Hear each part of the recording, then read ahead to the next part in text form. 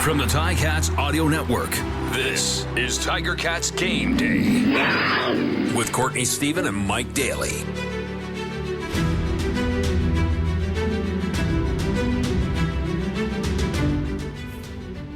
Welcome to Tiger Cats Game Day presented by Tiffany Gate Fresh Gourmet on the Ticats Audio Network. It is Friday, July 21st, and at 7:30 p.m. Eastern Standard Time, the Hamilton Tiger Cats will look to defend Tim Hortons Field against the rival Toronto Argos, the last remaining undefeated team in the CFL, versus the recently 2-0 Hamilton Tiger Cats. Mike, how are you feeling about tonight? This one is going to be a hot one. Yeah, it's awesome anytime it's, the Cats versus the Argos.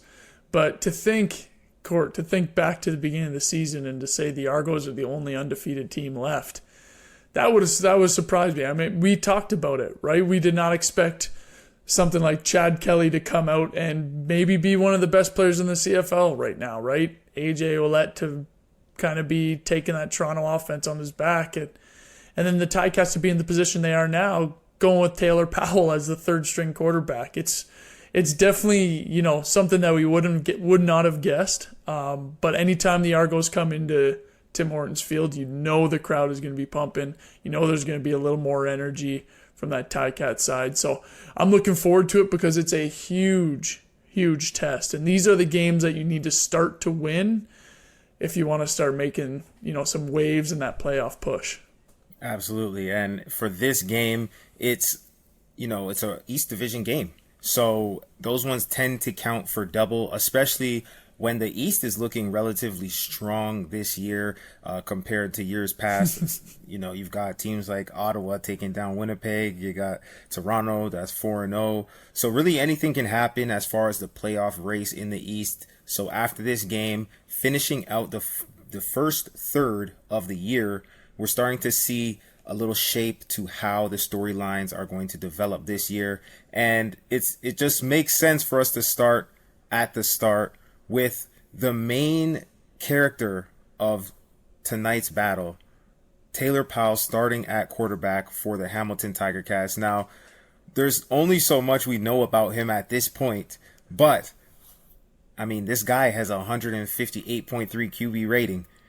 If you take away all the rest of the details, he's looking mighty dangerous. But what do we know about Taylor Powell, and how does he fit into this Ticats offense? Corey, you got it exactly right. What we know about him is that he came in, he led a good drive, he found Tim White in the end zone, and he's gonna run similar offense to what you've seen Matt Schultz run, what you saw Bo Levi Mitchell run. They're not going to change the offense completely for him, right? But what he can do is he can move a little bit. We saw it a little bit in the preseason.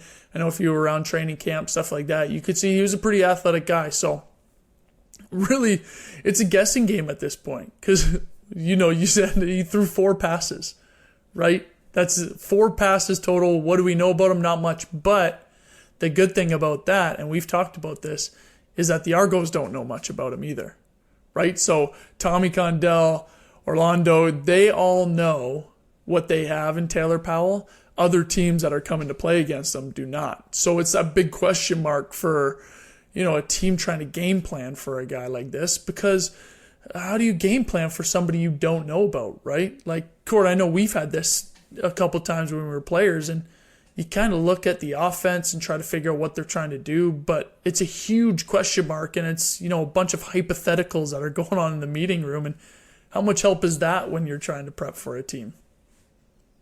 Yeah, and I mean, it works to your benefit in the way that they can't necessarily attack you with anything specific because they don't have any tendencies against you. So really, the Toronto defense is preparing for Tommy Condell's offense and just anticipating that Taylor Powell is going to be a mirror image of one of the other quarterbacks that we've seen run that system. So there will be some interesting wrinkles probably put in that cater towards his skill set that only that coaching staff is familiar with.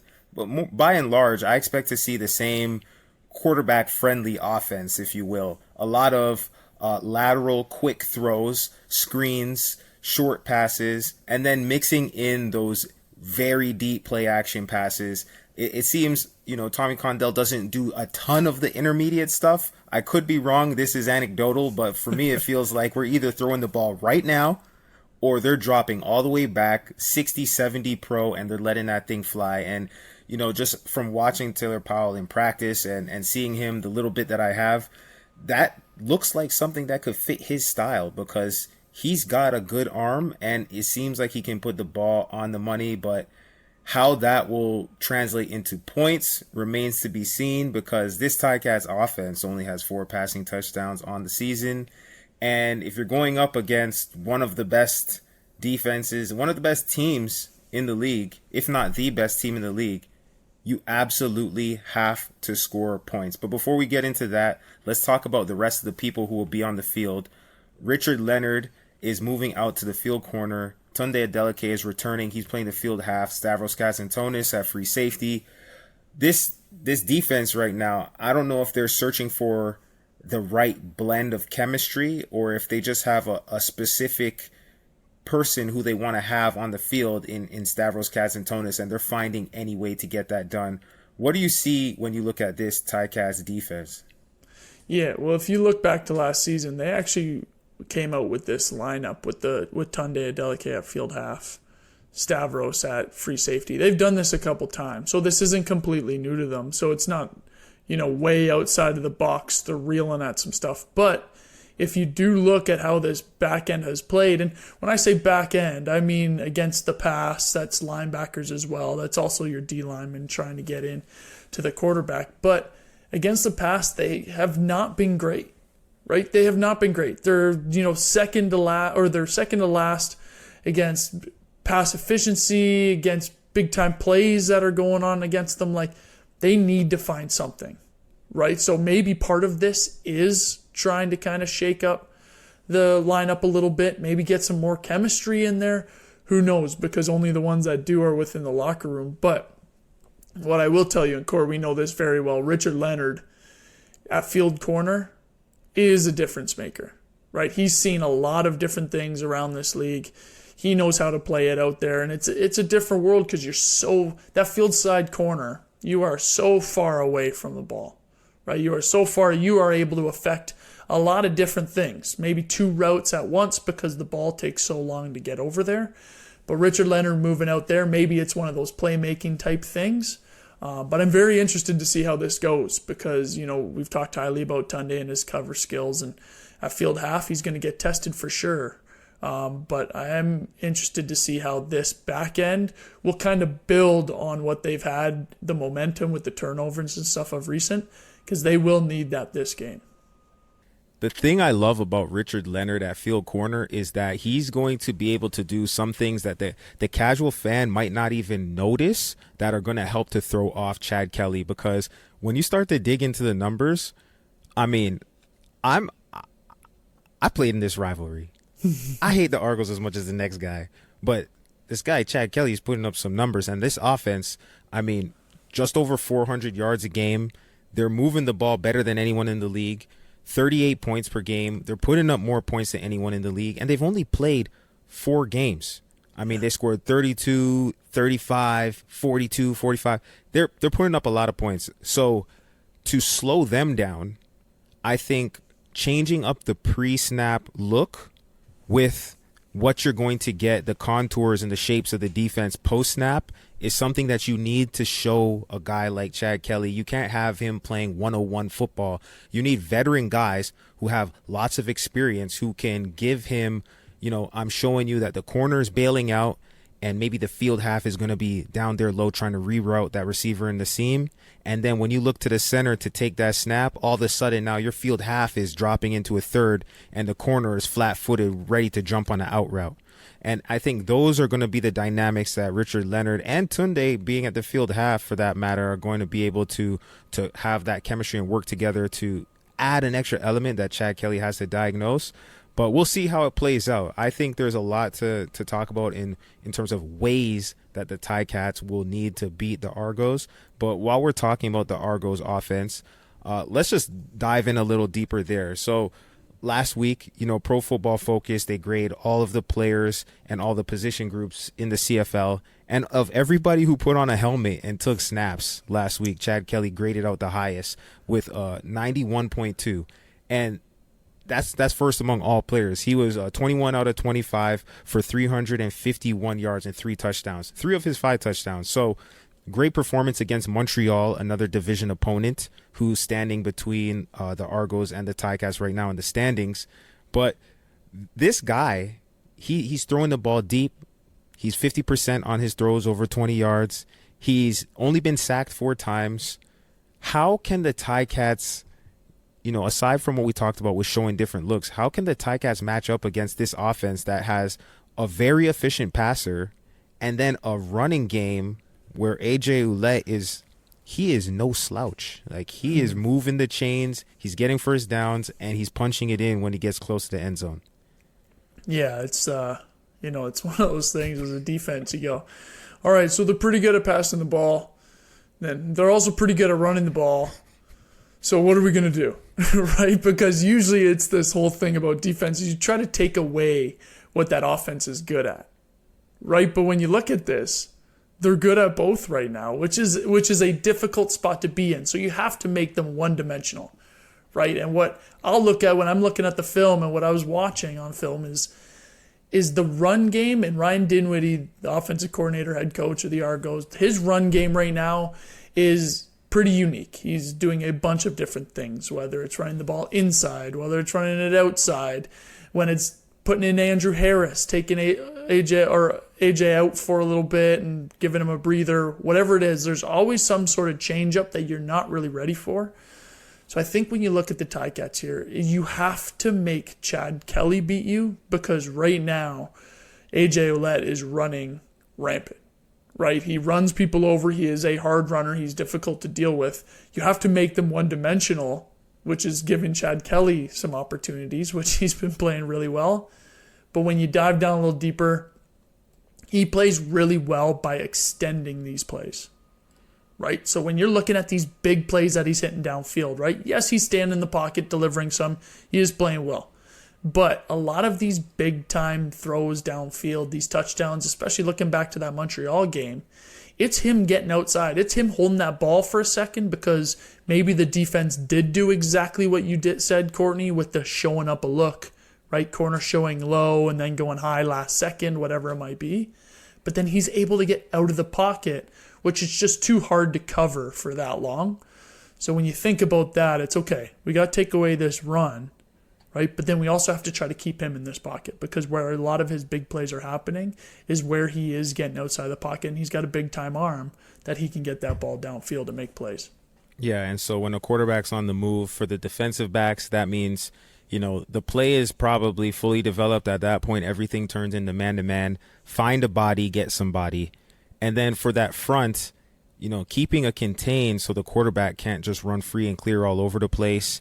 And if he does step up, make sure that the rush lanes are balanced. If he counters back, make sure we're at the depth of the quarterback. Like, this is just a game where the Ticats have to be fundamentally sound. I think one of the keys for them is going to just be securing tackles. And if you look back at their first matchup of the season, AJ Ouellette was breaking a lot of tackles. A lot of the receivers, DeVaris Daniels, would catch a ball, break the first tackle, or maybe somebody took a poor angle, and that would allow them to slip through.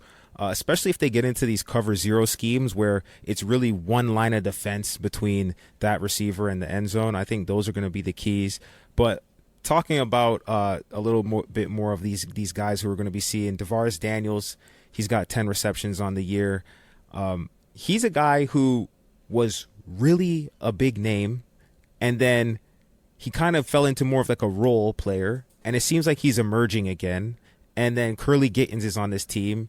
And the young Coxie, who made an outstanding catch last week in Montreal. I think you can't really focus on one guy here. There is a number of players on this offense, and I think getting to those guys will be key. But what about special teams? I think, the Ticats special teams has been keeping them in a lot of games. How do you think special teams plays into this game? Yeah, I think that's where the Ticats are also going to need to really get this edge.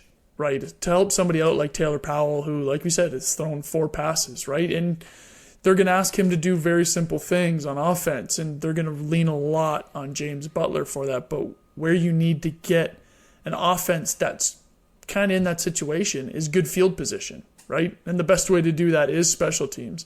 And I am looking for McAllister to have another good, like a big game. He needs to, right? Mm-hmm. He needs to in this game. And he's going to have some opportunities, because when you look at the Argos special teams, Boris Beatty, he's, big leg. He can get them some points from pretty far out, as long as kickoff average.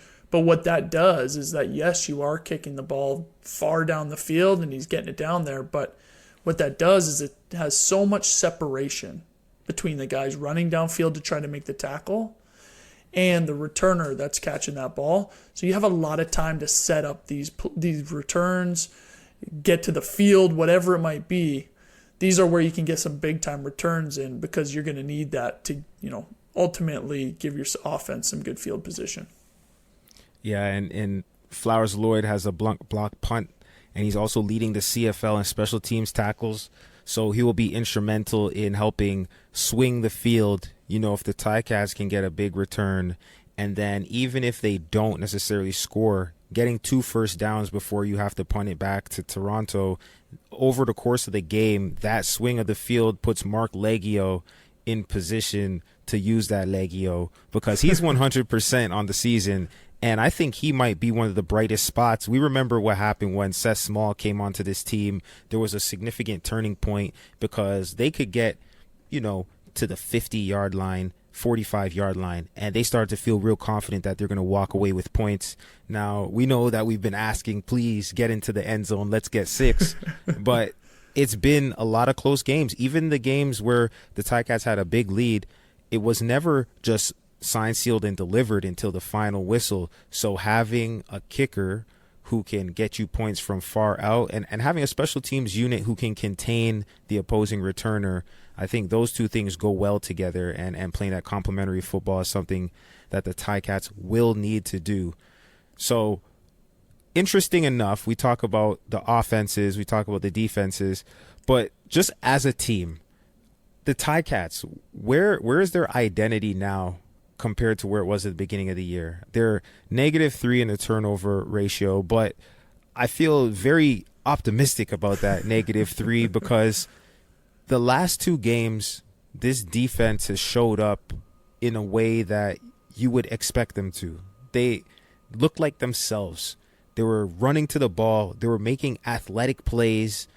If it wasn't the diving interception by Javian Elliott, it was the leaping over people and tipping the ball to your teammate, and Simone Lawrence catching a crumb off of Richard Leonard's deflection. That defense was flying around and playing with a vigor that looked reminiscent of a 2019 black and gold. Do you see this energy that they've created continuing, or was that a flash in the pan? I see it continuing, because it's one of those things where once you've kind of done it once or twice, which they did, right? And the Edmonton game's a perfect example, right? They had a bunch of turnovers. That pick 6 by Stavros was a way to kind of blow that game open.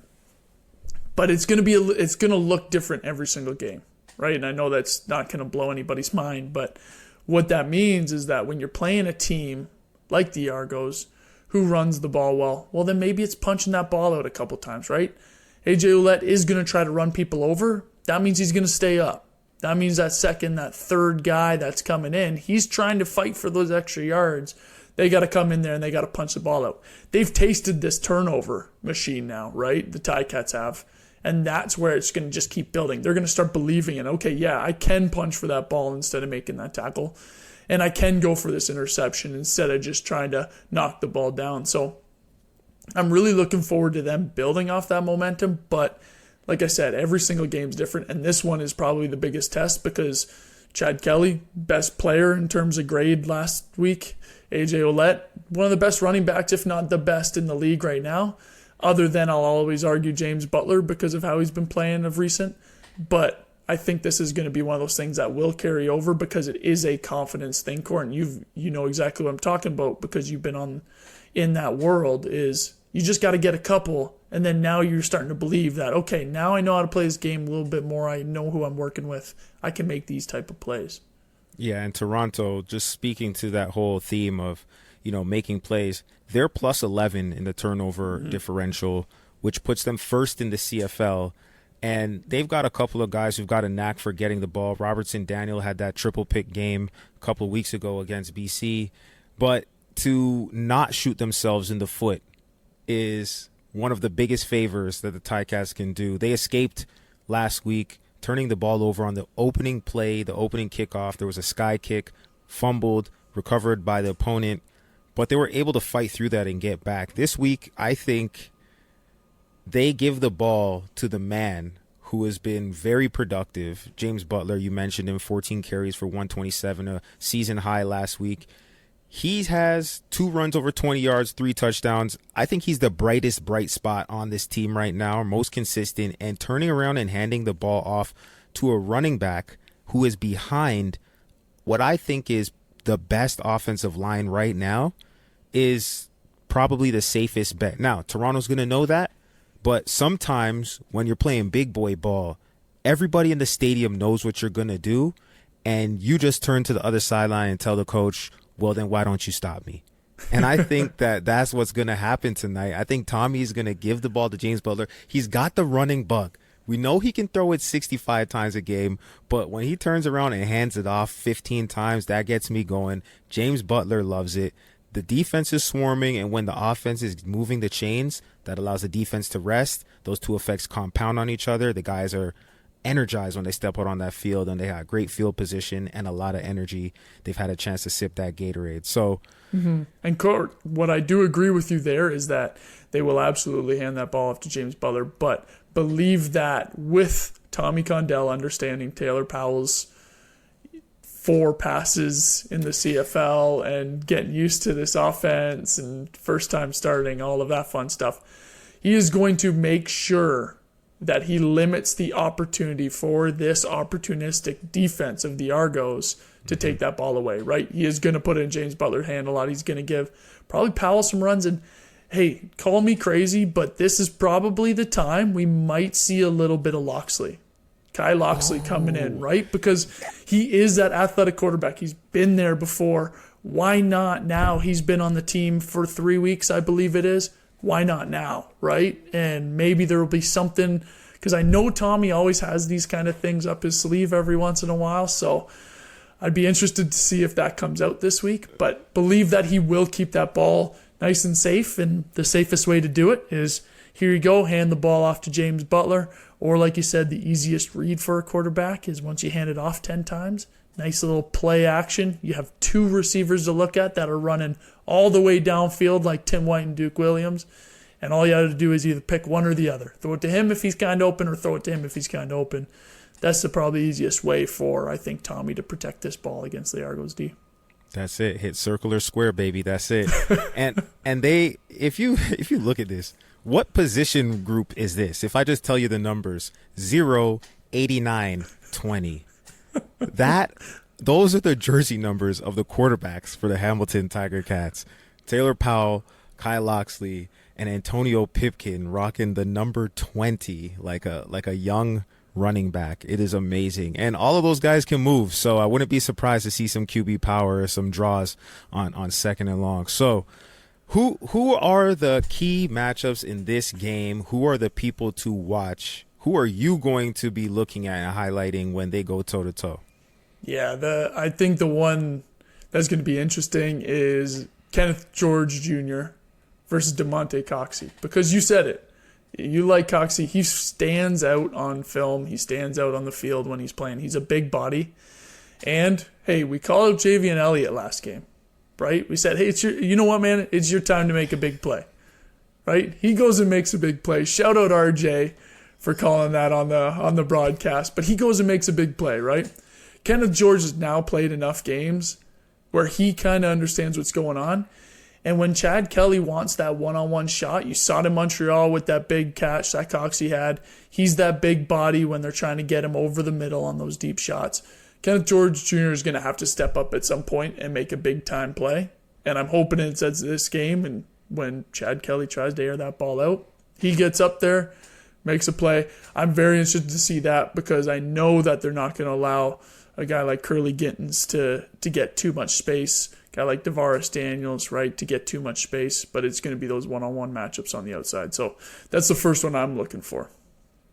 Absolutely. That is absolutely going to be a great matchup. And you know what? I'm interested to see, really, we talked about him a lot, but James Butler, he did so much last year, came over here really thinking that this offense might have a fresh face because it was so pass heavy. And it seems as though he's been able to influence the play calling to the point where they're handing the ball off as much as they ever have.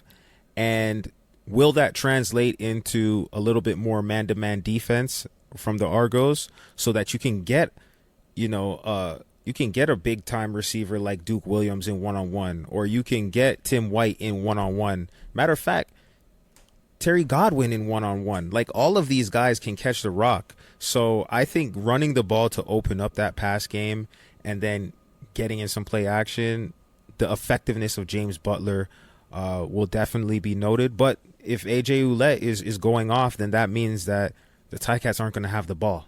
And he is one of the best at getting first downs in this league. So whichever running back asserts themselves is going to help their team. And so that is what I'm going to be watching closely.